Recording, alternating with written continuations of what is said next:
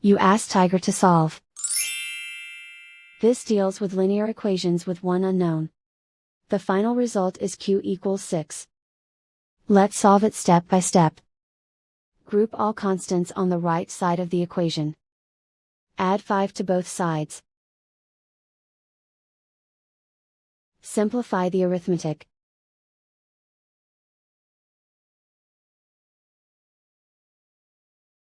Isolate the q. Divide both sides by -2. Cancel out the negatives. Simplify the fraction. Cancel out the negatives. Find the greatest common factor of the numerator and denominator. Factor out and cancel the greatest common factor. And so the final result is q equals 6.